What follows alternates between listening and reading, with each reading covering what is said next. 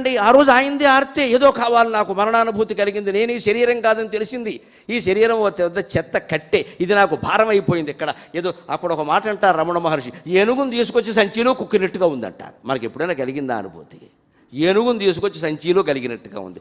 ఇంకా ఈ దేహవాంఛలు తీర్చుకుందుకు మనం ఇంకా వస్తువులు కొంటున్నాం, భోగాలు అలవాటు చేసుకుంటున్నాం, డబ్బులు సంపాదిస్తున్నాం. మనం ఏమనుకుంటున్నాం, ఏనుగు అంత ఉంది శరీరం, ఇంకా డబ్బు ఎంత ఉంది, చిన్న సంచిలా ఉంది అనుకుంటున్నాం. మనం ఇక్కడ సంచిలో ఏనుగును కుక్కారు అని అనుకోవట్లేదు. మనం ఏనుగంత శరీరాన్ని పెంచుకుని దానికి కావలసిన రొట్ట గడ్డి అంతా భోగభాగ్యాల రూపంలో వేద్దాం అనుకుంటున్నాం మనం. ఇది వదిలేయగలగాలి, అప్పుడు తెలుస్తుంది ఖచ్చితంగా. అందుకని ఆ ప్రార్థనకి విష్ణువు ఎలా చలించాడు? ఆ ప్రార్థన ఎక్కడికి వినపడింది? ఇక్కడెక్కడో ఈయన కాసారంలో ఉంటే అక్కడ లేదు. అది ఈయన చేసిన రావే ఈశ్వర కావవే వరద సంరక్షించు భద్రాత్మక అన్న పిలుపు ఎక్కడికి వినపడింది? అలా వైకుంఠపురంబులో నగరిలో ఆ మూల సౌధంబుదాపల మందారవనంతరం మృతసర ప్రాంతేందుకంతోపలోత్పల పనియంక రమా వినోదియగు ఆపన్న ప్రసన్నుండు విఫల నాగేంద్రము పాహీ పాహీయన కుయ్యాలించి సంరంభియై.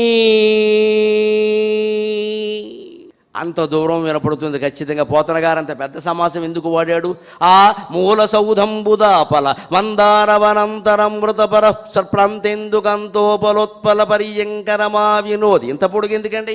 పక్క మీద పడుకున్నాడు, లక్ష్మీదేవి సేవిస్తుందంటే 2 మొక్కల్లో అర్థమైపోవాలా? అర్థమైపోయేది కవిత్వం కాదు, పరమార్థంగా మారేది కవిత్వం. అర్థం కావడం సమస్య కాదు. అక్కడ పద్యం పాడగానే మీ అందరి హృదయాల్లోనూ విష్ణువు పట్ల భక్తి కలిగిందా లేదా, అది పరమార్థం. అర్థం కావడం ముఖ్యం కాదు. ఇక్కడ ప్రతి పదార్థాల తాత్పర్యాలు 10వ తరగతి విద్యార్థుల పని, ఆధ్యాత్మిక సాధకుల పని కాదు. ఆ పిలుపు అక్కడికి వినపడింది. వినపడంతో ఆయన అన్నాడు సవరంభియ్యై. ఎంత తొందరగా వచ్చాడు అంటే, సిరికింజెప్పడు శంఖచక్రయుగమున్ చేదోయి సంధింపడు, ఏ పరివారంబును జీరడు అభ్రగపతిన్ పన్నింపడు, ఆకర్ణికంతర ధమ్మిల్లము చక్కనొత్తడు, ఆకర్ణికంతర ధమ్మిల్లము చక్కనొత్తడు, వివాద ప్రోత్థిత శ్రీకుచోపరి చేలాంచలమైన వీడడు, వివాద ప్రోత్థిత శ్రీకుచోపరి చేలాంచలమైన వీడడు, గజ ప్రణావనోత్సాహియై. అంత తొందరగా వస్తాడు. అది రమణ మహర్షి చెప్పిన మాట. అబద్ధం ఎందుకు అవుతుంది? పురాణ కాలంలోనూ నిజమైంది, నవీన కాలంలోనూ నిజమవుతుంది. అంత ఆర్తి ఉందా? అంత ఆర్తి ఉందా? ఆత్మజ్ఞానం గురించిన ఆర్తి ఉందా? అన్నం అరగలేదని అజీర్తి ఉందా? ఆలోచించుకోవాలి. ఈ కడుపు నొప్పి ఒక్కటి తగ్గించు నాన్న అంటే అదొక్కటి తగ్గిస్తాడు. దాన్ని తగ్గించడానికి ఇంత బెళ్ళ చాలు, డాక్టర్ చాలు, దేవుడు ఎందుకండి? లేకపోతే అదో కడుపు నొప్పితో పోతే శని వదిలిపోతుంది, మొత్తం గొడవ లేదు, ఇంకా డాక్టర్ పని లేదు, దేహం పని లేదు. దీనికోసం మనం చచ్చిపోయి ఇక్కడ దేవుణ్ణి ప్రార్థిస్తాం. ఈ ఒక్కటి తగ్గిస్తే నీ ఆశ్రమానికి వస్తా. అబ్బా ఇదో లంచం ఇక్కడ, ఇప్పుడు రాకపోతే ఆయనకి నష్టం. ఈ వ్యామోహాల నుంచి మనం బయటపడాలి. అలాగే వచ్చాడు ఆయన. అలాగే మనం ఇంట్లో పూజ చేసేటప్పుడు కూడా సరస్వతి విగ్రహం, లక్ష్మీదేవి విగ్రహం, విష్ణువు విగ్రహం, రాముడి విగ్రహం, ఏ విగ్రహం ఉన్నా సరే ఒక ఆర్తి మనస్సులో ఉండాలి. నాకు ఎందుకు కనపడవు నువ్వు? ఎన్నాళ్ళీ చలనమ్ములేని శిలవై ఏడ్పింతువో దేవి, ఎన్నాళ్ళీ చలనమ్ములేని శిలవై ఏడ్పింతువో దోవి దేవి, నా కన్నులు నీ పదపద్మకంతి కనగా కన్నీళ్ల నర్చింపగా, ఎన్నో పద్యములల్లి నీ కొరకునై ఏండ్లైన పూండ్లైన చూచున్, నా కన్నులు నీ పద్మకంతి కనగా కన్నీళ్ల నర్చింపగా, ఎన్నో పద్యములల్లి నీ కొరకునై ఏండ్లైన పూండ్లైన చూచున్, నా మీదన కోపమా నా మీదన కోపమా భగవతి శ్రోతస్విని భారతీ. ఇంత ఆర్తితో మనం ప్రార్థన చేయగలగాలి. అప్పుడు నువ్వు కోరుకున్న సరస్వతి రూపంలోనే సాక్షాత్కారం అవుతుంది. ఎందుకమ్మా ఈ బండరాయిలా కూర్చుంటావు, ఎంతకాలం ఇలా ఏడవాలి మేము ఇక్కడ? ఒక్కసారి దర్శనం ఇవ్వచ్చు కదా, వీణ వాయించే సరస్వతి రూపంలో అని నేను ప్రార్థిస్తాను. ఎందుకంటే నేను అవధానిని, నేను కవిని, నాకు 1,000,000 మంది దేవతల కంటే మా సరస్వతీదేవి ఎక్కువ. మాకు ఈ విద్య ఇచ్చింది ఆవిడ. ఒక్కో విద్యకు ఒకళ్ళు ఉంటారు కదా, డబ్బు లక్ష్మీదేవి ఇస్తుంది. డిపార్ట్మెంట్లు మంత్రి శాఖల్లా ఉంటాయి మన దగ్గర. అందుకని మాకు విద్య ఎవరు? సరస్వతి కటాక్షములు. అమ్మ నీ వల్ల ఇంత వాడిని అయ్యాం కదా, నువ్వు కనపడవు. దేనికి ఇదంతా పని లేక మేమే నువ్వు అనుకుంటున్నారు ఇక్కడ, నువ్వే సరస్వతి, నువ్వే ఇది ఆటలతో ఇంకాస్త గర్వం వచ్చేస్తుందేమో అని భయంగా ఉందమ్మా. నువ్వు కనపడితే నేనేమిటో నువ్వేమిటో తెలుస్తుంది కదా అని నేనే ఏడిచా మా ఇంట్లో సరస్వతి విగ్రహం దగ్గర. మళ్ళీ సరస్వతి క్షేత్రానికి వెళ్ళి ఆడవలేదు, అది ఇంట్లో ఉన్న విగ్రహం కూడా అదే, అక్కడికి వెళ్ళక్కర్లేదు. ఇక్కడ ఇది ఇంత తీవ్రార్తి కలగాలంటే లోకంలో సంసార జీవితంలో మన ప్రవర్తన కూడా ఎలా ఉండాలంటే రమణ మహర్షి చెబుతారు, కర్మలో అకర్మ, అకర్మలో కర్మ ఉండాలయ్యా అంట. ఇది వేదాంతం చెప్పిన మాటే. దానికి మంచి ఉదాహరణలు చెబుతారు ఆయన. కర్మలో అకర్మ, అకర్మలో కర్మ. కర్మలో అకర్మ అంటే రమణ మహర్షి ఏం చెప్పారో తెలుసా? చక్కని వాడు చెప్పారు. ఎక్కడికో భార్య భర్త పిల్లాన్ని తీసుకుని వెళ్ళొస్తారు బయటికి. రాత్రి 9ంటికి వస్తారు. అప్పుడు ఆ పిల్లాడికి అప్పటికే దారిలోనే నిద్ర వచ్చేసింది వాడికి. వాడు ఇంకా పడుకోవాలనుకుంటాడు. ఇంట్లో దిగబట్టగానే మనసమే పడుకుంటాడు చిన్నపిల్లాడు. తల్లి ఏం చేస్తుంది? వీడు ఏమీ తినకుండా పడుకుంటాడు. ఇప్పుడు అర్ధరాత్రి 12ంటికి లేచి అన్నం అంటాడు అని తల్లికి వాడు యోగక్షేమాలు తెలుసును కాబట్టి ఆ నిద్రపోయేవాడిని బలవంతంగానైనా లేపి 4 ముద్దలు తిని, పెరుగు ముద్దలు రా, నాకు వద్దమ్మా పడుకుంటా అంటాడు వీడికి.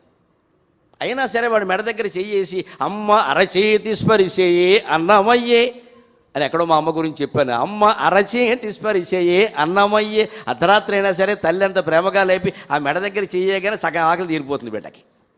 అలాగే పెట్టి వద్దాం నాన్న, ఇది మీ మావయ్య ముద్ద, ఇది మీ నాన్నగారి ముద్ద, ఇది మీ అన్నయ్య ముద్ద అని 16 ముద్దలు తినిపించేస్తుంది ప్రేమ.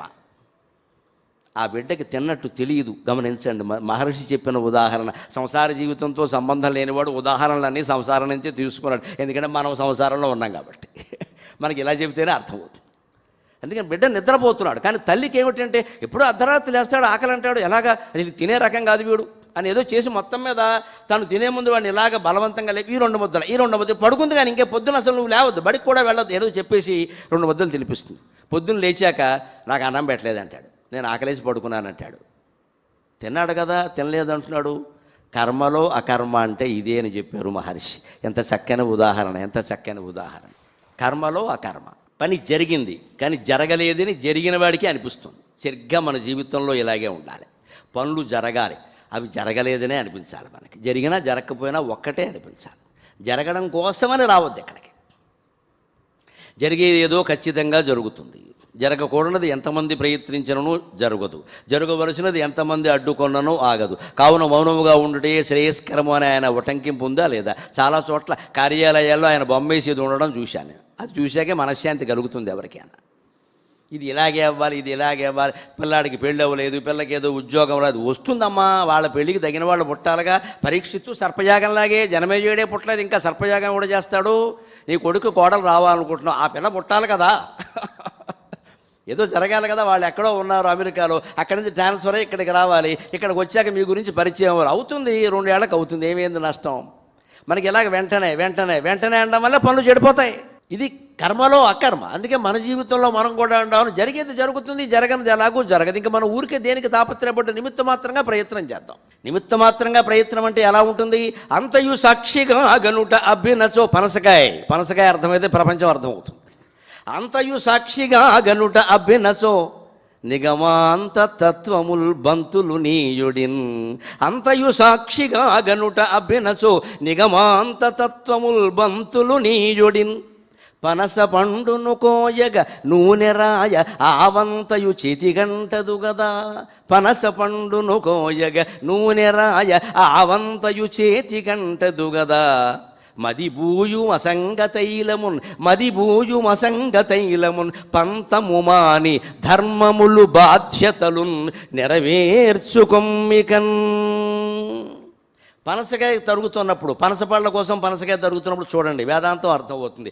కేజీకి నేనా ఊరికే తగద పెట్టుకోవడం కాదు ఇక్కడ. వాడు పేదవాడు, వాడు బతకాలమ్మా. ఎదవ బేరాలు, కూరగాయల దగ్గర పళ్ళ దగ్గర బేరవారుతున్నామంటే మనం మనుషులం కాదండి. నేను చేసి మీకు చెబుతున్నా. మా ఇంట్లో షరతు, కూరగాయల దగ్గర పళ్ళ దగ్గర బేరం ఆడద్దు. నీకు ఓపుకుంటే ఏసీ టెక్స్టైల్లో ఆడమని చెప్తాను నేను. ఏసీ హోటల్లో ఆడు. ఏసీ హోటల్లో అప్పుడు ఎవడ నోరు మూసి కూర్చుంటాం ఇక్కడ. వాడు ఎదవచ్చారు పనికిమాలని వాడు చూపించి 25,000 అనగానే అంత ఖరీదు ఉందంటే అది ఏదో ఏం లేదు, దానికి లోపల చెనుకులు ఉన్నాయి. నువ్వు చోట్ల ఏసీ చూసావు ఇక్కడ, నువ్వు నీకు టీ కూడా ఇచ్చాడు. అంతేకాదు ఏమీ గుర్తుపట్టిన వాడు కూడా మిమ్మల్ని ఎక్కడో చూసామంటాడు. అంత వెంటనే ఐసే ఎట్టే రొట్టే మట్టి ఎక్కడా చూడలేదు, ఎక్కడ చూశాడు. ఇదో పెద్ద నాటకం. దీనికి పడిపోతాం మనం. అదే రోడ్డు పక్కన పళ్ళు అమ్ముకునే ముసలావిడ ఉంటుంది పాప, ఆవిడకి అదే దిక్కు. 25 పళ్ళు అక్కడ పెట్టుకూడదు, నమస్కారం పెట్టి కోరుతున్నా. అవసరం లేకపోయినా కొని ఎవరికైనా ఇచ్చేయండి అమ్మా. అవసరం లేకపోయినా కొని ఎవరికైనా ఇచ్చేయండి. మనం ధనవంతులం. 10 పళ్ళు కొంటే 100 రూపాయలు 200 పెడితే మనకి పోయేదేం లేదు ఇక్కడ. ఆ ముసలావిడికి ఆ పూట అన్నం అది. వాళ్ళు ఎందుకు ప్రభుత్వాలకు వదిలేసి పింఛన్ పథకాలకి బలి చేస్తారు? వాళ్ళని మనం పోషించలేమా? అవసరం లేకపోయినా పళ్ళు కొనాలండి. అక్కడ ఆపే, బండి ఆపే, కారు ఆపే, కొను. 1 కేజీ పళ్ళు కొని పట్టుకెళ్ళి ఇంటికి పట్టుకెళ్ళి గుళ్ళో ఇచ్చేయి, ఎవరికైనా ఇచ్చేయి, లేకపోతే ఇంట్లో ఉన్నాయి. ఏం పర్వాలా? ఎందుకు అని అక్కడికి వచ్చేసి ఇలా చూసి అలా పోనీ మంచి పండు కోసం చూస్తే పర్వాలేదు, బేరమాడకూడదండి. నేను బేరమాడినమ్మా కుదురుతుంది. అందుకని సామెత అది మాకు కూడా వర్తిస్తుంది. అరుణాచలం వచ్చాం కదా అని పక్కనే ఇంకో అరుణాచలం ఉంది రందండి, దీన్నే పనసగా తెద్దినమంటారు. రారండి అలాగా. నేను ఇక్కడికి వచ్చింది ఎందుకంటే ఒక మాట లేకుండా దక్షిణామూర్తి పాదాల సాక్షిగా చెబుతున్నా, నాకు ఇచ్చిన గదిలో కూర్చొని ధ్యానం చేసుకోవడానికి వచ్చానమ్మా. నేను అందుకోసం వచ్చా, ఆ పనే చేస్తా. ఈ 3 రోజులు నా జీవితంలో గొప్ప అదృష్టం. పెళ్ళైన 3 రాత్రులు కూడా ఎలా ఉన్నాయో నాకు అంత గుర్తు లేదు, కానీ ఈ 3 రాత్రులు నేను మర్చిపోను. ఇది మొత్తం మౌనం, ఇది ధ్యాన కేంద్రం. మనం అక్కడ చేసుకోవాలి. మనం ఊరికే పెడితే వేరు, వాళ్ళు పిలిచినప్పుడు పిలిస్తే పెడితే వేరు. కాస్త గౌరవం కూడా ఉంటుంది, దానికి ఇబ్బందులు ఉండవు. అందుకని వచ్చాం. అది ముఖ్యం. ఇక్కడ 10 మందిని కలవడం, వాళ్ళ దగ్గర కార్యక్రమాలు పెట్టించుకోవడం, విజిటింగ్ కార్డులు తీసుకోవడం, ఫోన్లు చేయడం, ఇదంతా పనికిమాలిన వ్యవహారం. ఇది వాళ్ళు అడిగితే మనకు కావాలంటే చేస్తాం, లేత లేదు ఇక్కడ. అంటే పనసకాయ తెద్దినమంటారు. వచ్చారు కదా పక్కనే గుడి అండి, మీరు చూస్తే బాగుంటుంది. అసలు నేను చూస్తే గుడి బాగుంటుంది అంటే దేవుడి మీద నీకు నమ్మకం లేదన్నమాట. మీరు వస్తే గుడి పావన అవుతుందనే మాట విన నేను చెవులు మూసుకుంటా. అయ్యి బాబోయ్, నేను వస్తే గుడి పావన, దేవుడు ఏమయ్యాడు? దేవుడి మీద నమ్మకం పోయింది మనకి. ఎవరో రావాలి, ఓ స్వామీజీ వస్తే పావనం. స్వామీజీ వల్ల గుడి పావన అవుతుందా, స్వామి వల్ల పావన అవుతుందా? ఆలోచించండి. అక్కడ దేవుడు ఉన్నాడు కదండి, రావడం ఆయన ఇష్టం అండి. మనం ఎందుకంటే పిలుస్తున్నాం? ఇక్కడ వచ్చే వరకు ప్రాణం తీసేయడమే. ఇంకా రికమెండేషన్లు ఎక్కడెక్కడి నుంచో. ఎందుకు ఇది? ఉన్నవాళ్ళని జడగొట్టడం, జ్ఞానులు కూడా అజ్ఞానులు చేయడం. ఆ గుళ్ళోకి నువ్వెళ్ళు, కూర్చో, అక్కడ చేసే ధ్యానం చేసుకో. నేనెందుకు రావాలి? మొత్తం వచ్చిన మనిషి ఓ 10 క్యాంపులు పెట్టుకుని సబ్జెక్ట్ అంతా పాడైపోయి ఉపన్యాసం నాశనం అయిపోవాలి చివరికి. ఉపన్యాసం కూడా పెద్ద విషయం కాదండి. ఇన్ని అవధానాలు చేసిన వాళ్ళ ఎలాగో అలా చెబుతాం. ఆ లోపల ధ్యానం చేసుకోకపోతే దానికి వివిక్త దేశ శైవిత్వం అరతిర్ జన సంసది అని ఏకాంతంతో జనంతో ఏ సంబంధం లేకుండా ఉండడం. ఈ 3 రోజులు అరుణాచలంలో కూడా నాకు దొరక్కపోతే ఇంకెక్కడ దొరుకుతుందండి? మిగిలినవన్నీ బజార్లు, హోటళ్ళే కదా మేము వెళ్ళేవి. ఇక్కడ ఒక్కటి చోటే కదా భగవత్ కేంద్రం. దానికోసం తపిస్తామమ్మా హృదయం. నేనే నాటకాల మాటలు చెప్పట్లా గొప్ప కోసం, దానికోసం తపిస్తాం. భార్యతో మాట్లాడడం కూడా మానేస్తాం, అంతే లెక్క. ఇక్కడ వచ్చింది ఎందుకు? అది కూడా పెద్ద విషయం కాదు. నా అదృష్టం అనుకూలంగా ఉండే ఇల్లాలు దొరికింది. ఎప్పుడూ మాట్లాడలేదు ఏమిటి అడగ, మీరు ధ్యానంలో ఉన్నారు, సంతోషం ఉంటుంది, చాలు. అది ఇంకేం అక్కర్లేదు. ఇక్కడ ఆవిడ తలుపు దగ్గర పెట్టి బయటికి వెళ్ళిపోతుంది. ఆయన ధ్యానంలో ఉన్నారు, వదిలేసి బయటికి వెళ్ళిపోతుంది, చాలు. ఈ పరిణామాలు ఎందుకు ఏర్పడతాయో కూడా చెబుతున్నా, మొహమాటం లేకుండా. మన దృష్టి పూర్తిగా భగవంతుని మీద ఉన్నప్పుడు మన చుట్టూ ఉన్న కుటుంబ సభ్యులు సహా, కార్యాలయాలు సహా సమస్తం ఆయన మార్చేస్తాడమ్మా. అన్నీ మనకు అనుకూలంగా మారుతాయి. మనం ఏం ప్రయత్నం చేయక్కల, ఎవరిని మందలించక్కల, అందరూ అనుకూలంగా మారిపోతారు. భగవత్ శక్తి ప్రసరించే చోట వ్యతిరేకత ఉండదు, అనుకూలత తప్ప. అది మనం ప్రసరింపజేయాలి. అది ధ్యానం ద్వారా జరుగుతుంది. అందుకని కర్మలో అకర్మ చూసామంటే పనసపొట్టు సరిగ్గా కోస్తుంటే ఏమవుతుంది? పనసపొట్టు కూర ఉండేవాడు పెద్ద యాతన. మా ఇళ్లలో చూసేవాళ్ళం. కొందరు వాడు పొద్దున్నే కాస్త స్నానం అది చేసి అక్కడ కూర్చొని మరి తండ్రి తద్దినం కోసం కదా ఓ పెద్ద లుంగీ పంచి ఒకటి కింద పరుచుకొని, ఇంకో లుంగీ పంచి ఈయనగారు కట్టుకుని, ఆ లుంగీ పంచి మళ్ళీ పైకి లేక కూర్చొని మధ్యలో ఈ పనసకాయ పెట్టుకుని ఇలా పొట్టు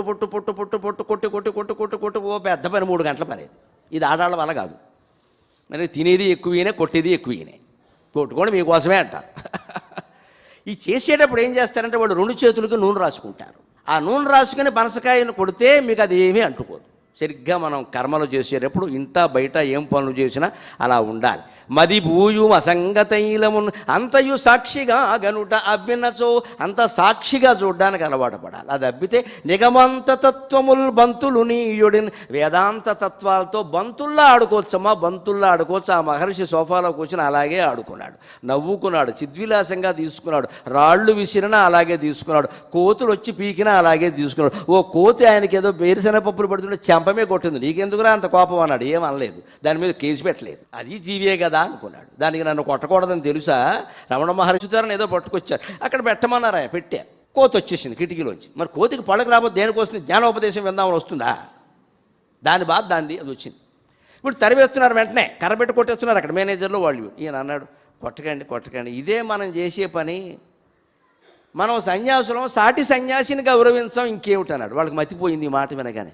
సాటి సన్యాసి ఎవరున్నారు ఇక్కడ? ఆయన వెంటనే చెప్పాడు, ఆ కోతే. నేను ఎంత సన్యాసో అది అంతే సన్యాసి. కావాలంటే చూడండి, సన్యాసి ధర్మాలు ఏమిటి? ఇంట్లో ఉండడు, ఎక్కడో తిరుగుతూ ఉంటాడు, ఎక్కడో ఒక చోట కూర్చుంటాడు, అంతేనా? ఇల్లు వాకిలి ఉండవు. నాకు ఇల్లు వాకిలు లేదుగా, ఇక్కడున్నా దానికి ఇల్లు వాకిలు లేదుగా. కోతి దాచుకోదు, దేన్ని కూడా దాచుకుందుకు భగవంతుడు దానికి శరీరానికి సంచులు పెట్టలేదు. ఇక్కడ అప్పటికప్పుడు తినేయవలసిందే, ఇంకో మార్గం లేదండి. మనమంతా దాచుకోవడం మొదలెట్టాక ఎంత దాచుకున్నా సరిపోవట్లేదు. పైగా ఇదివరకు డబ్బు ఒక్కటే దాచుకునేవాడు, ఇప్పుడు ఆహార పదార్థాలు కూడా దాచుతున్నాం, ఫ్రిడ్జ్లో పెడతాం, వారం రోజులకి తీస్తాం, తినేవాడు చచ్చి ఊరుకుంటాడు. ఇందుకే నేను మొదటే చెప్పా, మన అనారోగ్యాలకి రెండే కారణాలు: నిలబెట్టిన తిండి, నిలబెట్టలేని మనస్సు. తిండినేమో నిలవబెట్టాం, మనస్సునేమో నిలుపుకోలేకపోతున్నాం. ఇక్కడ నువ్వు నిలబెట్టాల్సింది, నిలుపుకోవాల్సింది మనస్సుని, తిండిని కాదు. వెంటనే చేసుకో, వెంటనే తినే, లేకపోతే ఎవరికైనా ఇచ్చి. అబ్బాయి లేదండి రేపటికి పనికొస్తాయి, చచ్చే నాటికి పనికొస్తాయి, అక్కడ పడతాం, చచ్చిపోతాం, పనికిరావు. అన్నీ అందులో పెట్టడమే. మొగుడిని ఒక్కడే బయట పెట్టారు, సంతోషం. వీడిని కూడా అందులో బారేస్తే అవసరమైనప్పుడు తీసుకోవచ్చు, గొడవలేదు, మాట్లాడకుండా ఉంటాడు. తెలంగాణ భాషలో చెప్పిన సప్పుడు చేయకుండా ఉంటాడు, గొడవలేదు. కోతితో పోల్చారండి తనని తాను. అది సన్యాసి. చూడండి మీరు, సన్యాసికి ఇల్లు వాకిలి లేదు, దానికి లేదు. సన్యాసి దొరికింది తింటాడు, అది దొరికింది తింటుంది. సన్యాసి దాచుకోడు, అది దాచుకోదు. ఇంకా గొప్ప విషయం చెప్పాడు ఆయన ఆశ్చర్యకరంగా. సన్యాసి ఎలా ఉండాలో శాస్త్రంలో చెప్పారమ్మ. మఠామ్నాయం అనేటువంటి స్తోత్రంలో శంకరాచార్య చెబుతారు, ప్రకరణ గ్రంథంలో. మఠామ్నాయం, మఠంలో ఉండేవాళ్ళు ఎలా ఉండాలంటే, కరతల భిక్ష తరుతల శయ్య అంటాడు ఆయన.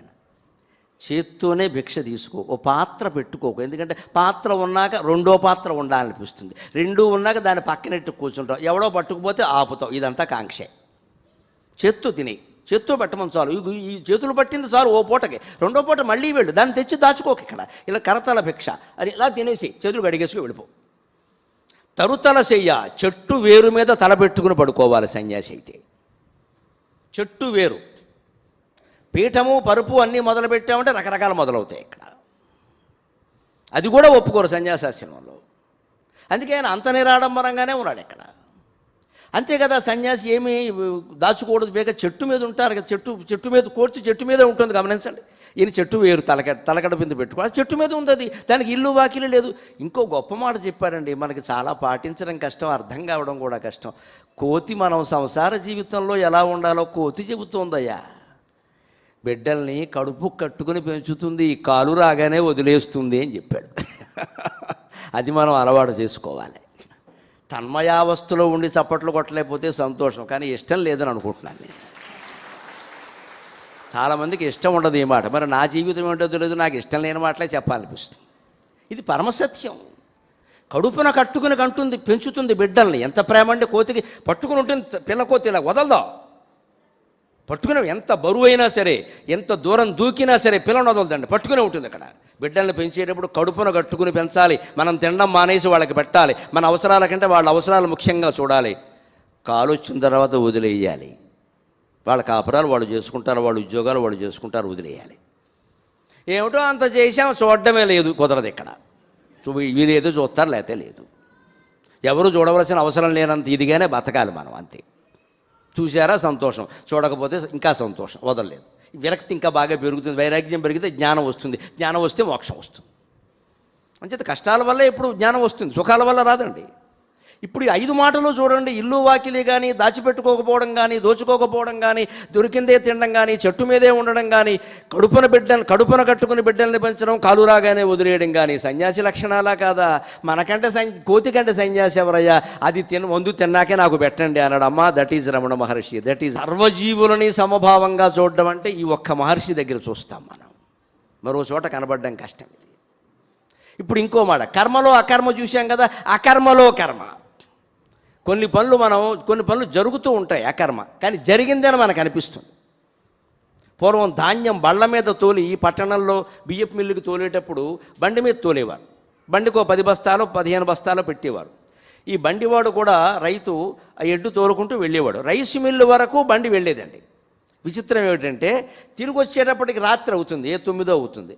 ఆ బండి తోలేవాడు వచ్చేటప్పుడు ఖాళీ బండి కదా, హాయిగా తొట్లో పడుకుంటాడండి. చాలాసార్లు చూశాను నేను మా ఊళ్ళో. ఇది తొట్లో పడుకుంటాడు. తాడేపల్లిగూడెం దగ్గర రైస్ మిల్లు దగ్గర తొట్లో పడుకుంటాడు.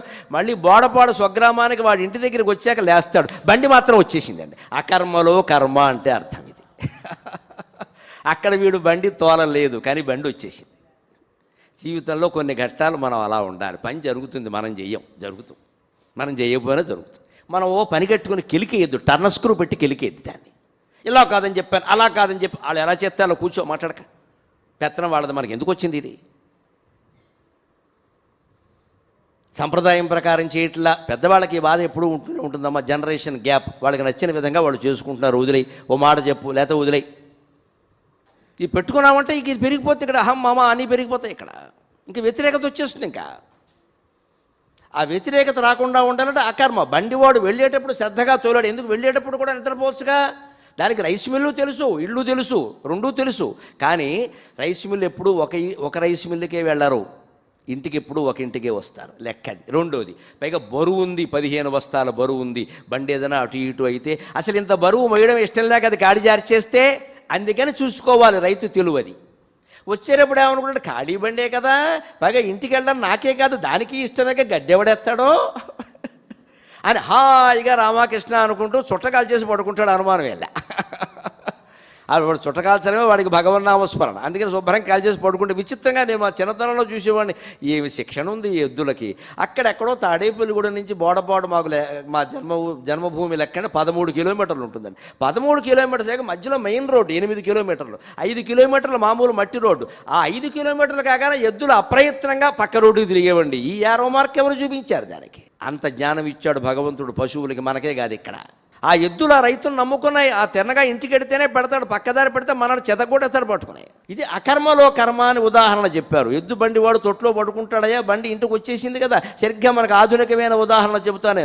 రైలు ప్రయాణం చేసి వచ్చాం, పొద్దున్నే ఏమంటాం, రైలు ప్రయాణం చేసి వచ్చాం. పచ్చి అబద్ధం. మనం ప్రయాణం చేయాలి, రైలు ఎక్కి పడుకున్నాం. అది నిజం. మనం ప్రయాణం ఎక్కడ చేసామండి? ప్రయాణం చేసామంటే నడవాలి, లేదా సైకిల్ తొక్కాలి, లేదా మోటార్ సైకిల్ బండి నడపాలి, లేదా కారు స్టీరింగ్ పట్టుకుని నడపాలి. అప్పుడు నువ్వు ప్రయాణం చేసినట్టు. కానీ రైల్లో పడుకుని ప్రయాణం చేసినట్టేమిటి? ఇది అబద్ధం. ఇది మనం నిత్యం వాడే అబద్ధం. ఇది అంటే ప్రయాణం చేయడానికి వీలైన సాధనం ఎక్కాం, అంతేకాని ప్రయాణం చేయలేదు మనం. వాస్తవంగా చెప్పాలంటే లాంగ్వేజ్ మిస్టేక్ ఇది. ఆయన గిరి ప్రదక్షిణం చేస్తూ ఉంటే కూడా వెళ్ళేవారు కదా. ఆయనతో వెడితే పుణ్యమని ఒకటి కదా. సరే, ఏదైతే మొత్తం మీద ఆయనకు పెద్ద తలనొప్పి. వచ్చిన భక్తులు కొంతమంది మీతో పాటుగా చెయ్యాలనుంది, మళ్ళీ చచ్చి చెడి 14 కిలోమీటర్లు నడవాలి ఆయన. ఇలాగ ఆయన ఇబ్బంది పెట్టిన వాళ్ళు కూడా చాలామంది ఉన్నారు. ఇదే నాకు ఇప్పటికీ అర్థం కాదు. భక్తులు అంటారు, అభిమానులు అంటారు, అసలు మనిషిని ఇబ్బంది పెడతారు, వద్దంటే మానరు. ఇప్పుడు నీకు నేను భక్తుడా, నాకు నువ్వు భక్తుడుగా నాకు అర్థం కావట్లా. నేను గురువుని, నువ్వు అభిమానమైతే నేను చెప్పినట్టు నువ్వు వినాలి కదా. వినడం, ఇంకా పట్టుదల పట్టు కూర్చుంటాడు. పైగా అభిమానం అంటాడు. అది అహంకారం, అది అభిమానం కాదు. అది మనం వచ్చాం, మనం పెడతాం. ఆయన్ని ఇబ్బంది పెట్టేందుకు ఆయనతో తిరిగితే నువ్వు ఎవరితో తిరిగినా ఒకటేనమ్మా. నీకు జ్ఞానం రానప్పుడు. జ్ఞానం అనేది ఎప్పుడు, మోక్షం అనేది ఎప్పుడు ఒక స్కీము కాదు. వీరితో పాటుగా ఒకరి సభ్యులను చేర్పిస్తే 5 సభ్యులు ఫ్రీ. ఇలాంటి ఫ్రీ పథకాలు ఉండవు ఇక్కడ. నీ యాతను నువ్వు పడాల్సిందే. రమణ మహర్షి కాదు, రాముడు పక్కనే కృష్ణుడు పక్కనే ఉన్నా కూడా మోక్షం రాదు. దశరథుడికి మోక్షం రాలేదు లెక్క. కృష్ణుడికి తల్లి అయినా దేవకీదేవికి ఆవిడ కష్టాలు ఆవిడికి తప్పలేదు లెక్క. కృష్ణుడికి భార్యలైనా చివరిలో బోయేవాళ్ళ చేతుల్లో అవమానాలు తప్పలేదు లెక్క. అన్నీ లెక్కలే. దేవుడికి తల్లి అయినా, దేవుడికి భార్య అయినా, దేవుడికి కొడుకైనా ఎవరైనా ఇబ్బందులు పడ్డారు. రామచంద్రమూర్తి పరమ పరాక్రమవంతుడు. ఆయన మించిన వాళ్ళు లేరు అసలు. అకుంఠితమైన పరాక్రమం. కానీ ఆయన కుమారుడు కుశుడు రాజు అయిన వెంటనే 10 ఏళ్ళు పరిపాలించిన తర్వాత దుర్జయుడు అనే రాక్షసుడితో యుద్ధం చేశాడు. రాక్షసుడు చేతుల్లో చనిపోయాడు. ఇది లెక్క. రఘువంశం చదువుకోండి. రాముని కుమారుడు, సీతాదేవి కుమారుడు అమ్మ. రాజుకు రాజ్యానికి రాజు అయిన కూడా రాక్షసుడితో పోటీ పడ్డాడు. రాక్షసుడితో యుద్ధం వచ్చి చచ్చిపోయాడు. రాక్షసుడే గెలిచాడు ఇక్కడ. మరి సమస్త రాక్షస సంహారం చేసిన రామచంద్రమూర్తి కొడుకు అంత పరాక్రమం ఎందుకు లేదండి? తన వారికి ఎంత కలిగిన తన భాగ్యమే తనకు సొమ్ము తథ్యము సుమతి. రాముడు కొడుకైనా భీముడు కొడుకైనా చేసేది ఏం లేదు ఇక్కడ. వాడు చేసుకున్నదే వాడికి వస్తుంది. రాముడు అంత పరాక్రమం వీళ్ళకు ఉండాలని లేదు. అంటే దేవుడు ఇంట్లో పుట్టిన వాళ్ళు, దేవుడికి భార్యలైన వాళ్ళు, తల్లి తండ్రి అయిన వాళ్ళు, కొడుకులైన వాళ్ళే మోక్షాలు పొందలేదు కదా. ఆశ్రమానికి వచ్చేసి మనం కూర్చుని ఆనందంగానే మోక్షం వస్తుంటే తేణిపు వస్తుంది, మోక్షం రాదు ఇక్కడ. అందుకని ఆయన వెనకాల వెడుతుంటే ఒక అతను అడిగాడు, ఏమండి నిష్కామకర్మ అంటారు కదా, అంటే ఏమిటి అన్నాడు. ఈయన మాట్లాడ్డు కదా ఎక్కువ. చూపిస్తానని వెళ్తున్నారు. ఓ తుమ్మ చెట్టు వచ్చింది. ఆ దారిలో ఏదో చిన్న ఎనప మొక్క కత్తి లాంటిది. దాంతో ఈయన ఒక కొమ్మ నరికాడు. అది పడడానికి సిద్ధంగా ఉంది. ఆ కొమ్మ కింద పడిన కొమ్మ అది తీసుకున్నాడు. దాన్ని కూర్చుని 1 గంట సేపు చెక్కాడండి ఈ పెద్ద మనిషి. వేరే పని ఏమీ లేనట్టు. ఎవడు రూపాయి ఇవ్వడు ఇక్కడ. కనీసం మెచ్చుకునేవాళ్ళు లేడు. ఇదంతా ఎందుకు చేస్తున్నాడో అడిగిన వాడికి అర్థం కావట్లేదు. ఈయన నిష్కామకర్మ ఏమిటంటే తుమ్మకర్ర చిక్కుతాడేమిటి? మధ్యలో అడిగాడు, ఇదేమిటి స్వామికి ప్రదక్షిణానికి ఆలస్యం అయిపోతుంది, వాడు గొడవది. మనకు అద్భుతమైన పని ఇంకోటి ఉన్నా సరే మనం ఏమంటాం, మనం ఆటోకి అడ్వాన్స్ ఇచ్చేసామండి. ఈ అడ్వాన్సే మిగులుతుంది, నీకు జ్ఞానం రాదు. మనకి పనికి మాలిన పనులు ముఖ్యమైతే పనికొచ్చే పని తక్కువ అవుతుంది. అందుకని ఈయన ఇక్కడే ఆయన మాట్లాడలేదు. ఆ సోమవారం చెక్కి దానికి ముళ్ళు లేకుండా కడుపులు లేకుండా చెక్కాడు. చెక్కిన తర్వాత రమ్మన్నాడు కూడా. ఆ తర్వాత అక్కడ గొర్రెలు కాసుకునేవాడు ఒకడు కనబడ్డాడు. వాడిని పిలిచాడు, ఈ కర్ర వాడికి ఇచ్చేసాడు. అప్పుడు చెప్పాడు, ఇదే నిష్కామ కర్మ అన్నాడు ఆయన. ఇంత సులువుగా నాకు తెలిసి ఇంత సులభమైన ఉదాహరణ ఒక్క రమణ మహర్షి తప్ప మరొకరు చెప్పలేరా అని దివ్య దృష్టి అటువంటిది. తక్షణం అక్కడే ఉన్న ఉదాహరణ, ఎక్కడి నుంచో తేవడం కాదు, రామాయణం నుంచో భారతం నుంచో తేవడం కాదు, అక్కడే ప్రాక్టికల్గా చేసి చూపించేశాడు ఆయన. మనం ఇంత కష్టపడాలి, కర్ర తయారు చేయాలి, ఆ కర్ర ఎవరికి అవసరమో వారికి ఇచ్చేయాలి, ఇదే నిష్కామ కర్మ. జీవితంలో అన్నీ అంతే, కష్టపడి సంపాదిస్తాం, ఇచ్చేవాడికి ఇచ్చేయాలి, దాన ధర్మాలు చేసే చోట చేసేయాలి, దాని నుంచి ఇంకేం ఆశించకూడదు, ఇదే నిష్కామ కర్మ. ఇంకో ప్రశ్న వేశారు, అదే దారిలో పెడుతుంటే ఓపికగా చెప్పేవాడు పాపం, అవసరం అయితే మౌనంగానే చాలా భాగం వెళ్ళిపోయేది. మోక్షం అంటే ఎలా వస్తుందండి? ధర్మం అర్థం కామం అర్థమైనా, నాకు ధర్మం అర్థమైంది, మన ధర్మం మనం డబ్బు సంపాదించడం, పరిమితంగా ఉండడం అర్థమైంది, కోరికలు కూడా అదుపులో పెట్టుకోవడం అర్థమైంది. మోక్షం ఎలా వస్తుందంటే, మోక్షానికి ఏదో ప్రత్యేక సాధన ఏదో ఉంటుందండి, ప్రత్యేకమైన గురువు ఉంటారు, కాశీ వెళ్ళాలి, కాకినాడ వెళ్ళాలి, ఏదో అనుకుంటాం కదా మనం అజ్ఞానంలో. ఇంకా పురాణాల్లో బాగా పుట్టించేస్తారు విషయాలు, అక్కడ చనిపోతే మోక్షం, ఇక్కడ దగ్గితే మోక్షం, అక్కడ తుమ్మితే మోక్షం. ఏమీ ఉండదమ్మా, చచ్చినట్టు జ్ఞానం పొందితేనే మోక్షం. పైగా నేను సరదా కన్నా కూడా మామూలుగా అంటున్నా, చచ్చినట్టు జ్ఞానం పొందితేనే మోక్షం. రమణ మహర్షికి చనిపోయినట్టు జ్ఞానం పొందడం వల్లే మోక్షం వచ్చింది. చచ్చినట్టు అన్న తెలుగు మాట కూడా చాలా గొప్పది. తెలుగు భాష ఎంత గొప్పదో చూడండి. తిట్టు మాటలు కూడా దీవెనలు అవుతాయండి. నా భాష లాంటి భాష లేదండి ప్రపంచంలో, నా భాష లాంటి భాష లేదు. తిట్టు మాటలు కూడా దీవెనలు అవుతాయి. ఇప్పుడు నేను ఊరికే మాట వెంబడొచ్చిన మాట నేనే ఊహించి చెప్పింది కాదు. ఇక్కడ చచ్చినట్టు జ్ఞానం పొందడమే మోక్షం. సరిగ్గా ఆయన చనిపోయినట్టే జ్ఞానం పొందాడా లేదా? అక్కడ వాళ్ళ బంధువులు ఎవరో చనిపోతే నేనే చనిపోయాను అనుకున్నాడు. చనిపోయినట్టు తెలియలా, నేను లోపల స్ఫురిస్తూనే ఉంది. అంటే చనిపోయేది నేను కాదనమాట. మరి నాకెందుకు ఏడుపు? ఈ భావన ఎందుకు కలుగుతుంది? దేహం వల్ల కలుగుతుంది. ఈ అథవ దేహం నేను కాదంటే అయిపోయే. అది వదలలేకే కదా మనం ఏడుస్తున్నాం ఎక్కడ. అందుకే దానికి చిన్న అభ్యాసం ఒకటి చెబుతానండి, దయచేసి మరోలా అనుకోకండి. దురద పెట్టినప్పుడల్లా గోక్కండి, ఆపేయండి, ఏం జరుగుతుందో చూద్దాం. అభ్యాసం చెయ్యాలి. ఈ దేహం మంది కాదని ఎలా తెలుస్తుంది? కాలు వేలు మీద దురద పెట్టింది, గోక్కండి, ఎవరికి చెప్పకండి, కూర్చోండి, అలా ఏమవుతుందో చూద్దాం. ఆశ్చర్యం ఏమిటో తెలుసా? ఆ మనసు కళ్ళు మూసుకొని ఆ దురద పెట్టే చోటే మీ లోచూపు, లోపల దృష్టి, దాని మీద దృష్టి పెట్టండి. నమ శివాయ నమ శివాయ నమ శివాయ అని జపం చేయండి. లేదు ఉండగలిగితే జపం కూడా లేకుండా అజప అంటారు, ఆ మౌనంలోకి వెళ్ళండి, అది తగ్గిపోతుంది. మీరు ఏ మందు వాడక్కల. మనం ఈ లోపు ఏంటంటే ఆ దురద ఏదో మొత్తం పాకిస్తాన్ వాడు దండయాత్ర చేసినట్టే 100 మందికి చెప్పేయాలి. డాక్టర్ దగ్గరికి వెళ్ళిపోవాలి, వాడు చెయ్యి పట్టుకోవాలి, మనం వాడి కాళ్ళు పెట్టుకోవాలి బిల్లు కోసం. ఇప్పుడు దురద ప్రపంచ యుద్ధం మనకి. ఒక 2 నిమిషాలు ఆగండి, తర్వాత గోకండి పోని కావాలంటే దువ్వెన పెట్టి. ఒక సెకను కూడా ఆగమండి, అర్జెంటుగా అయిపోవాలి. నిగ్రహం అంటే ఇదే. దాహం వేసింది, ఆగండి 2 నిమిషాలు తాక్కండి. ఆకలి వేసింది, అరగంట ఆగండి, తినకండి. కాఫీ తాగే అలవాటు అరగంట ఆగండి. రోజు అరగంట అభ్యాసం చేయండి, తర్వాత మొత్తం మానేయగలరు.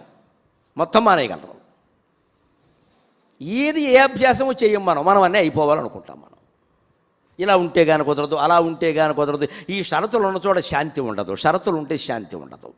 శాంతి అంటే బేషరత్, ఏ షరతులు ఉండడానికి వీల్లేదు, అదే లెక్క.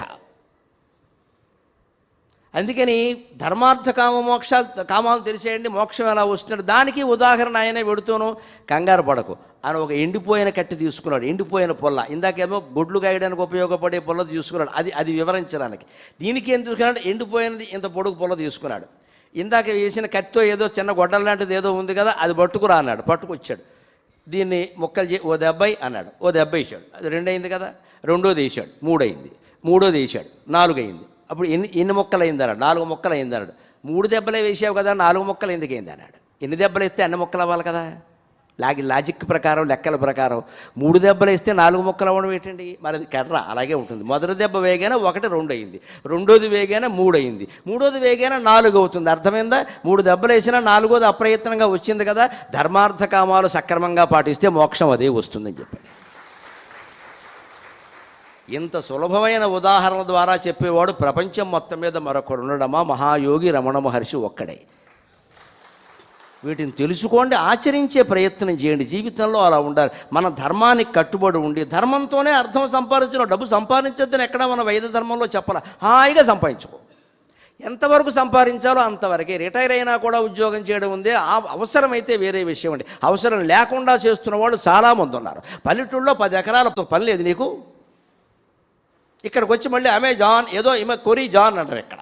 ఇక్కడ వాడు చంపేస్తాడు పగలు రాత్రి కూర్చోబెట్టి, దాంతో రోగాలు వస్తాయి. లేదా ఎంతకాలం ఉంటుందో తెలియదు, తీసేస్తాడు. నీ వ్యవసాయం నువ్వు చేసుకుంటే సుఖంగా ఉండొచ్చు కదా, అది తోచదండి. చెప్పిన పని చేయి, మనం ఏదో కావాలి ఇక్కడ. ధర్మంగా ఉండు, అర్థం దేనికి? వ్యవసాయం చేసినా, వ్యాపారం చేసినా, ఉద్యోగం చేసినా కడుపు నిండే తిండి కోసం. తిండి, బట్ట, వసతి. హిందీలో చెప్పాలంటే రోటీ, కపడా, और మకా, ఇంకేం లేదు ఇక్కడ. ఈ మూడుకి మించి మనకు పని ఉందండి. అసలు మనకి తిండి ఉంది, బట్ట ఉంది, కట్టుకోవడానికి బట్టలు ఉన్నాయి, బీరువా నిండా ఉన్నాయి, ఏం ఉండడానికి ఇల్లు ఉంది. 16 ఇళ్ళు దేనికి? ఎంత ఉంటే అంత మంచిది కదా. రోగం కూడా అంతే, ఎంత ఉంటే అంత మంచిది. పెందరాళ్ళు వెళ్ళిపోతాం.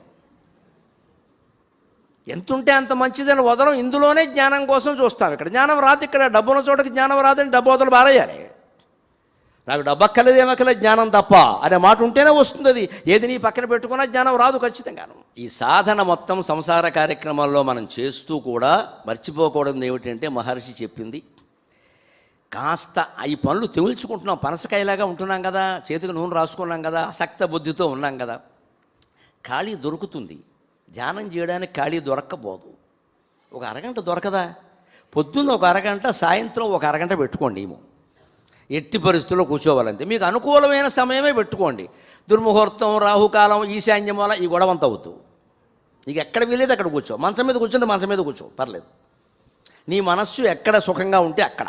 దాన్ని శంకరాచార్య చెబుతారు, దేవి స్తోత్రంలో చెబుతారు. అక్కడ యత్రైవ మనోమదీయం తత్రైవ పదద్వయం తే. అమ్మా, నీ పాదాలు ఉన్న లోపాముద్ర ఉంది. భార్య లేని ఋషులు చాలా తక్కువ అండి. సన్యాసులు కాదు వాళ్ళు, శాస్త్రవేత్తలు, మునులు. ముని అంటే సన్యాసి కాదు, ముని వేరు, సన్యాసి వేరు. ఏదో దుర్వాసుడు లాంటి సన్యాసులకి తప్పితే మిగిలిన వాళ్ళకు ఉన్నారు. వాళ్ళు సంతానం కలిగిన తర్వాత మళ్ళీ భార్యను కలవలేదు. భార్య అంతే. అరుంధతీదేవి ఎటువంటి వాడు, అనసూయ ఎటువంటి వాడు, లోపాముద్ర వీళ్ళని మించిన వాడు వాళ్ళు.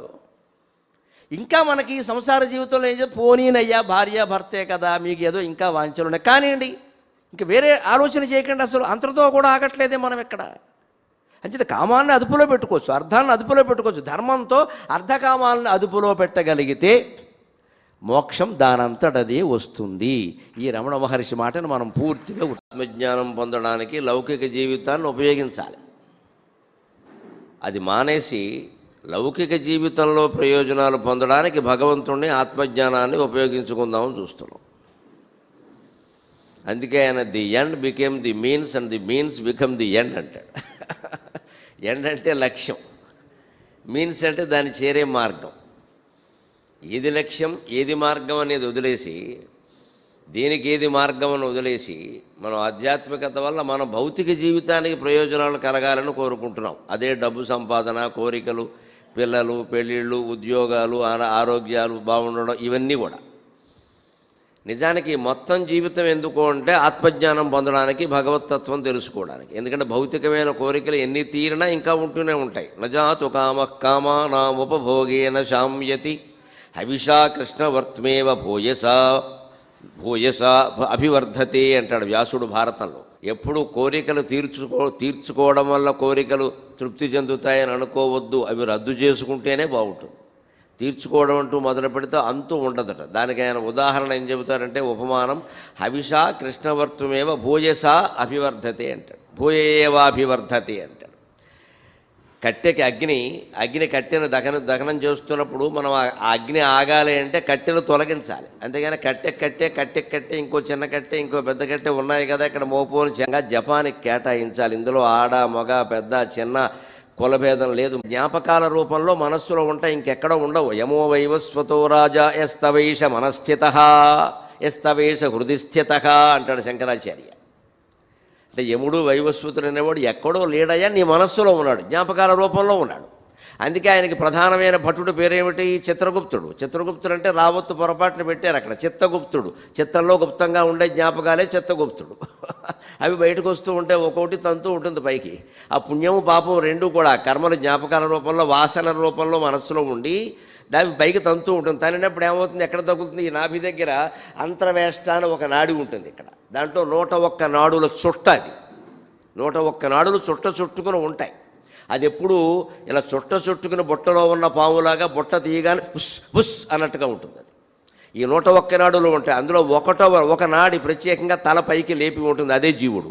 అవి వెళ్ళిపోతే ఆ మనవరాలకి ముని మనవరాలకి ఏదో జ్వరం రాగానే దాన్ని పట్టుకుని ఏడుస్తుంది అంతే. ఆ ముని మనవరాలు ఇంట్లో కుక్కై పుడుతుంది. ఇది ఇవి కర్మ కాలిపోయి ఇంతవరకు పెద్ద మొత్తం ఏదోగా హాయిగా సుఖంగా ఉంది, అన్ని పూజలు చేసింది, నోములు చేసింది, జ్ఞానం కూడా పొందింది ఆవిడ సుఖంగా. ఇప్పుడు ఎందుకు వచ్చింది? ఈ ముని మానవరాల బాధ వల్ల వచ్చింది ఇదంతా. అంచేత ఈ బంధాల నుంచి బంధాలన్నీ తెంచుకుని బయటపడడమే తెవుల్చుకోవడం. ఆ తెవుల్చుకునే ప్రయత్నం చేయాలి. అప్పుడు జపం చేస్తే ఏమవుతుంది? లోపల ఉన్న జ్ఞాపకాలు పోతాయి. ఎంత జపం చెయ్యాలి అంటే ఈ జ్ఞాపకాలు పోయి కొత్త జ్ఞాపకం కేవలం నమ శివాయ, నమో నారాయణాయ, శ్రీమాత్రే నమః, ఓం నమో భగవతే శ్రీరమణాయ, ఇలాంటి మంత్రం ఏదో ఒకటి పట్టుకుని మనం దాన్ని ఎంత జపం చెయ్యాలి అంటే అది తప్ప ఇంకేం ఉండదు ఇక్కడ. నేను మన మనస్సు ఖాళీ అవ్వాలి అనుకున్నామే, ఖాళీ అయిన మనస్సులో మొత్తం ఇదే నింపేయాలి, కూరేయాలి గట్టిగా. దీపావళికి మతాబులను కూరతారు, బాగా గట్టిగా కూరకపోతే వెలగం. ముందు ఇసుక కూరతారు, ఇసుక తర్వాత మందు బాగా దట్టిస్తారు, కొంచెం మామూలుగా ఉంటే ఇలా ఆడించి మళ్ళీ కూరతారు, లేకపోతే కాలదది మధ్యలో ఆగిపోతుంది, చెట్లం కట్టిందంట. అలాగ భగవన్నామాన్ని మనం కూరేయాలి మనస్సులో, ఆ మంత్రాన్ని కూరేయాలి నిరంతరం. అదే ఎవరన్నా మధ్యలో పలకరిస్తే పనేం లేదా అన్నట్టుగా ఉండాలి, అంతే కనీసం. పైకి అనకపోయినా చూపేనా అలా ఉండాలి. పనేం లేదా అంటే వెంటనే వెళ్ళిపోతారు వాళ్ళు. ఇంకా లేదు మనం కబుర్లు చెప్పడానికి సిద్ధంగా ఉంటే ఆశమ్మ పోషమ్మ చెబుతూనే ఉంటారు, తెల్లారనే తమలది. ఇది ఈ జపం ఎలా చేయాలయ్యా? దాన్ని రమణ మహర్షి చాలా సూటి అయిన మార్గంలో చెప్పాడు. జపానికి ఏదో మంత్రోపాసనలని, గురూపదేశాలని, చంద్రగ్రహణమని, సూర్యగ్రహణమని. అసలు చంద్రగ్రహణం సూర్యగ్రహణం కంటే గొప్పది పాణిగ్రహణం. ఎందుకంటే నేను ఏదో అవధానం చేస్తుంటే అడిగారు, చంద్రగ్రహణం సూర్యగ్రహణం ఉంది, పాణిగ్రహణం ఉంది, వివాహం దీనికి దానికి తేడా ఏమిటన్నారు. సూర్యగ్రహణానికి చంద్రగ్రహణానికి పట్టు విడుపు రెండు ఉంటాయి నాయన, ఈ పెళ్ళి అనేదానికి పట్టే తప్పితే విడుపు లేదు ఈ జన్మకని చెప్పింది. పట్టుకున్నాక ఇక అంతే కదా, మళ్ళీ పిల్లలు పుట్టి మళ్ళీ వాళ్ళకి పిల్లలు పుట్టి వాళ్ళు చదువుకుని ఇదంతా గొడవ. ఇంకా ఇది లేకపోతే ఏ గొడవ లేదు. ఆయన లేకుండా చేసుకున్నాడు కాబట్టి సుఖంగా కూర్చున్నాడు. ఒక కృష్ణమూర్తి గారైనా, వివేకానందుడైనా, పరమహంస అయినా, వీళ్ళే అయినా, ఈ మహర్షి అయినా ఎందుకున్నారంటే బ్రహ్మచారులు కాబట్టి. మనం ఎందుకు ఉండలేకపోతున్నాం? ఏదో దిగాం గోతులో, పోనీ దిగిన వాళ్ళం ఏదో ఇద్దరు పిల్లలకని వాళ్ళని ఏదో చక్కబెట్టి వాళ్ళకి ఉద్యోగాలు ఏదో పెళ్ళిళ్ళు చూసేసి తప్పించుకుందామని కాకుండా ఇంకా పుట్టనిండా వేళ్ళెట్టి కెలుగుతున్నాం. అక్కడ పెట్టిన 2 వేళ్ళు సరిపోక 5 వేళ్ళు పెట్టాం. ఇన్ని వేళ్ళు పెట్టి కెలిగితే ఏమవుతుంది? పుట్టలో మూలకున్న పాము బయటకు వస్తుంది, ఒక కాటేస్తుంది. 1 వేలు పెడితే రాదు, అది దానికి తెలియదు. 5 వేళ్ళు పెట్టి బాగా కెలికామనుకో ఏదో జరుగుతుందని పైకి వస్తుంది. ఈ సంసారం కూడా అంతే. నా బంగారు పొట్టలో వేలు పెడితే నేను కొట్టన 7 చేపల కథలో ఉన్న రహస్యం అంతా అది. ఇది చీమల పుట్ట, పాముల పుట్ట ఎప్పుడు మట్టి పుట్టే, బంగారు పుట్ట ఉండనే ఉండదు. కానీ కథలో ఏముంది?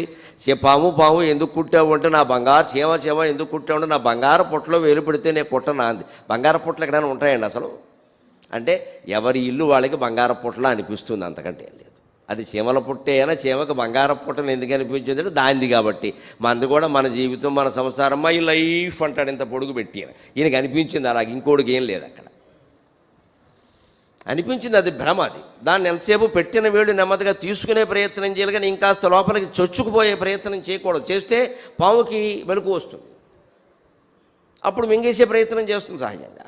దాని నుంచి బయటపడాలంటే జపం చెయ్యాలి సూటి మార్గంలో. అన్ని రకాల పాపాలు కాదు, పుణ్యాలు కూడా. కర్మ అనేది నిశ్శేషంగా పోవాలి. ఇంకా ఏమీ అడుగుని మాడు అచ్చు లాంటిది కూడా మిగలద్దు. గిన్నెలో ఏదైనా మాడు అచ్చు లాంటిది మిగిలితే దాన్ని చింతపండు పులిసెట్టి గంట నానబెడతారు, తర్వాత తోముతారు, లేదా పోతుంది. ఆ తోమకుండా ఉండేవనుకో పాయసం కూడా పులిసిపోతుంది. ఎందుకంటే ఈ లోపల ఉన్న చింతపండు దీని కారణంగా, ఈ మాడు కారణంగా దాన్ని శుభ్రంగా తోమపోతుంది. మనస్సు కూడా అంతే. లోపల శుభ్రంగా గిన్నె చింతపండు పులిసెట్టు తోమినట్టు భగవన్నామం అనే చింతపండు పులిసెట్టి మొత్తం క్లీన్ చేయాలి, మొత్తం శుభ్రంగా. అప్పుడు ఆ లోపల వాసనలన్నీ నశిస్తాయి. దానికి జపాను చేసే విధానం సూటిగా చెప్పింది ఏమిటంటే, మనకు కాదు మామూలుగా చెప్పడం, చేసి ఎంతకీ ఆత్మసాక్షాత్కారం కాక ఇబ్బంది పడి మహర్షి మాట్లాడాడు కదా, మౌనంగా ఉంటాడు కదా, చెబుతాడో చెప్పడో అన్న భయంతో ఓ రోజు సాయంత్రం రమణ మహర్షి మామూలు ఆ విరూపాక్ష గుహ నుంచి అక్కడి నుంచో బయటకు వచ్చి ఆ అరుగు మీద కూర్చొని ఉంటే, అప్పుడు కావ్యకంఠ గణపతి ముని మహాకవి, మహాపండితుడు, గొప్ప అవధాని, మా అవధాని లోకానికి గురువరేణ్యుడు, మహానుభావుడు.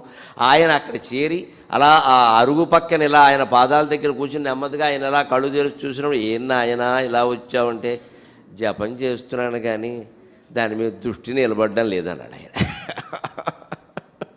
అంతకాలంగా ఇక్కడికి వచ్చి కూర్చుని ఈయనలో తేజస్సును గుర్తించి వెంకటరామన్న పట్టుకుని భగవాన్ రమణ మహర్షి అని పేరు పెట్టిన ఆయనకి దృష్టి నిలబడలేదమ్మా, మనకి ఎక్కడ నిలబడుతుంది?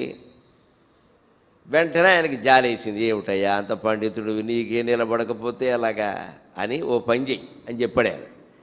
జపము చేయునప్పుడు మహర్షి చెప్పిన మాటలు యథాతథంగా చెబుతున్నాను నేను. జపము చేయునప్పుడు మంత్రనాదము ఎందుండి ఉదయించుచున్నదో గమనించనచో ఆ గమనించు మనస్సు అందే లీనమగును, అది ఏ తపస్సు అన్నాడు ఆయన. జపం చేసేటప్పుడు మనం నమశివాయ నమశివాయ నమశివాయ అని చేస్తున్నాం కదా, కళ్ళు మూసుకుని చెయ్యాలి.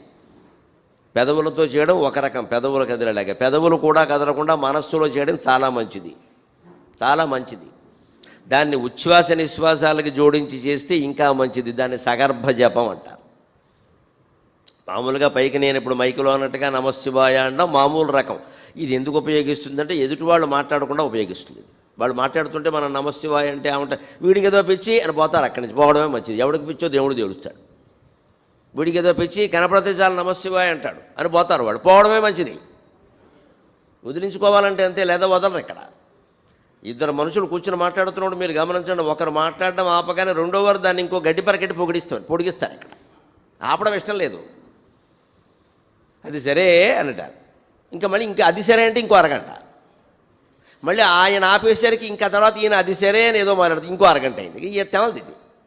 ఇన్ని అయ్యాక 3 గంటలయ్యాక ఏమనుకుంటారంటే మనం ఎన్ని చర్చించుకుంటే మాత్రం ఏం ఉపయోగం, లోకం మారుతుంది ఏమిటి. ఈ మాట 3 గంటల క్రితం అనుకుంటే 3 గంటలు కలిసి వచ్చేది.